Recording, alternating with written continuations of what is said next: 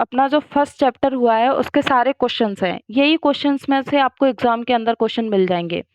तो आप first chapter एक बार रिवाइज कीजिएगा, उसके बाद ये क्वेश्चन सॉल्व कीजिएगा। तो एक बार मैं बता देती हूँ। सबसे पहले रोग विनिश्चय की परिभाषा, ठीक है। रोग निदान का महत्व, ये अपने पहले पहले ही टॉपिक है। स्टार्टिंग के जो चैप्टर का जो अगला पार्ट पढ़ा था वही उसी से उठने वाली, ये सारे दो दो नंबर में पूछे जाते हैं। ये 2 नंबर में कई बार रोग निदान का महत्व कई बार पूछा गया है 2 नंबर के अंदर।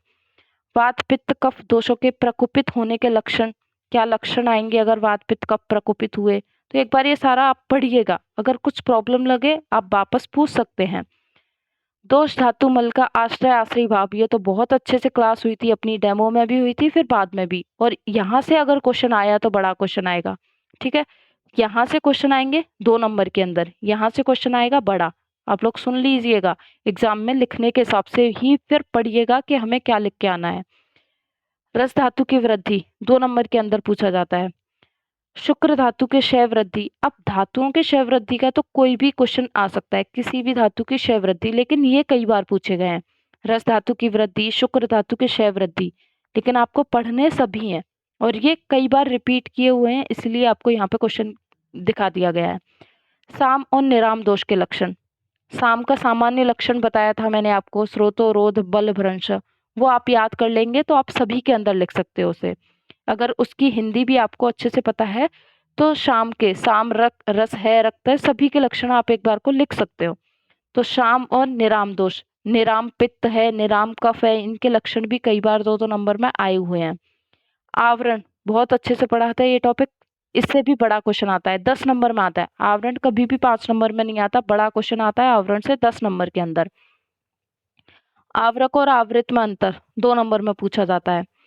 आवरण का निदान, क्या हेल्प मिलती है हमें इससे, ये पूछा। ये इतना इम्पोर्टेंट नहीं है, लेकिन यहाँ से जो 8 नंबर पे जो क्वेश्चन लिखा हुआ है ये बहुत इंपॉर्टेंट है। त्रयो रोग मार्ग, अब त्रयो रोग मार्ग से जनरली बड़ा क्वेश्चन नहीं पूछा जाता, लेकिन अगर पूछा गया तो क्वेश्चन ऐसे ही लिखा जाएगा। त्रयो रोग मार्ग एक साथ पूछे जाएंगे तीनों। फिर आपको सभी लिख के आना पड़ेगा। शाखागत रोग कौन से होते हैं, मध्यम मार्ग के रोग कौन से होते हैं, कोष्ठगत रोग या अभ्यंतर रोग कौन से होते हैं, फिर आपको डिटेल में लिख के आना पड़ेगा। वो ज्यादा बड़ा नहीं है, 1-2 पेज का, 1-1.5 पेज का ही है। अगर बड़ा क्वेश्चन आया तो ऐसे पूछा जाएगा। फिर दोष की त्रिविध गति, यहाँ से भी क्वेश्चन अगर पूछ सकते हैं 5 नंबर में, लेकिन ये 2 क्वेश्चन है ये बड़े 10 नंबर में नहीं आएंगे, ये 5 नंबर में ही पूछे जाएंगे। दोष की त्रिविध गति का क्वेश्चन। फिर ये तो अपन ने लास्ट क्लास कल ही पढ़ा था, ख वैगुण्य स्रोतोदृष्टि, और मैंने कल भी बोला था कि यहाँ से बड़ा क्वेश्चन आता है 5 नंबर के अंदर बहुत बार, और दोनों में अंतर पूछा जाता है। ख वैगुण्य जो टेबल लास्ट में थी उस टेबल को वापस से पढ़िएगा, ख वैगुण्य और स्रोतोदृष्टि। फिर रस व रक्त व दुष्टि के हेतु, ये भी कल की क्लास में ही पढ़े थे। दुष्टि के हेतु और लक्षण क्या होंगे। फिर उसके बाद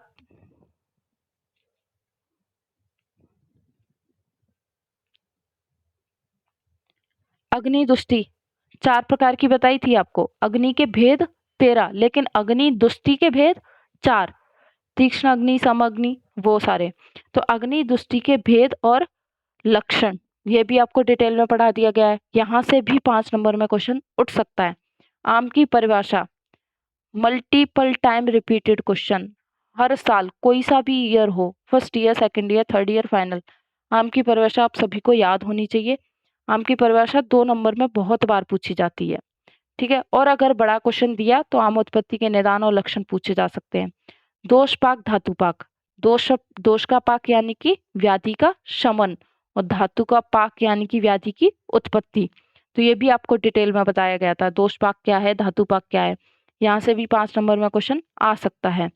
मेडिकल डायग्नोसिस की परिभाषा 2 नंबर में पूछी जा सकती है, इतना कुछ नहीं है, क्योंकि आयुर्वेद में फोकस आयुर्वेद पे ही रखा जाता है, मॉडर्न की तरफ बहुत कम जाते हैं ये लोग। दोष के प्रकोपित होने के कारण, दोष किन कारणों से प्रकोपित होते हैं, मेनली यहाँ पे दोष प्रकोप के लक्षण वगैरह यही पूछे जाते हैं, कारण का इतना कुछ इंपॉर्टेंट रोल नहीं है, लेकिन आपको पता होना चाहिए। पित्त क्षय के लक्षण कई बार आया हुआ है 2 नंबर के अंदर, बहुत बार, पित्त क्षय के लक्षण।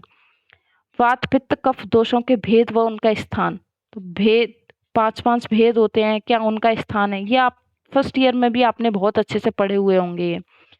मेद धातु प्रदोषज विकार।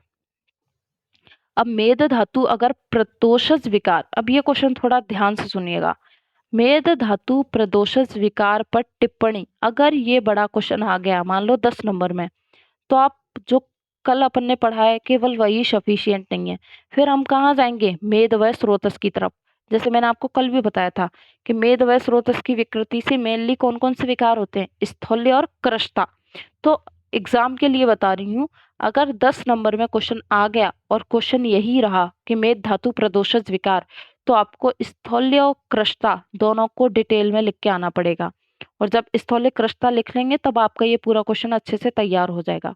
ठीक है, अगर बड़ा 2 नंबर में आता है तो लिख सकते हो, मेद धातु के जो भी प्रदोषित विकार है वो लिख दिए। लेकिन 10 नंबर में आया तो स्थूल्य और कृष्णता को भी आपको थोड़ा थोड़ा समझा के आना पड़ेगा। अग्नि दुष्टि के हेतु, अग्नि किन कारणों से दूषित होती है वो लिखने हैं, 2 नंबर में पूछे जा सकते हैं। आवरण के कितने भेद, 42 बताए थे आप लोगों को, आवरण के कितने भेद है उनके नाम भी पूछ सकते हैं। तो 5 नंबर में आ सकता है ये क्वेश्चन आवरण के भेद का। वैसे आवरण 10 नंबर में ही पूछा जाता है। अब तक मैंने इतने ईयर्स के पेपर देखे, हमेशा 10 नंबर में ही क्वेश्चन आया है इसका।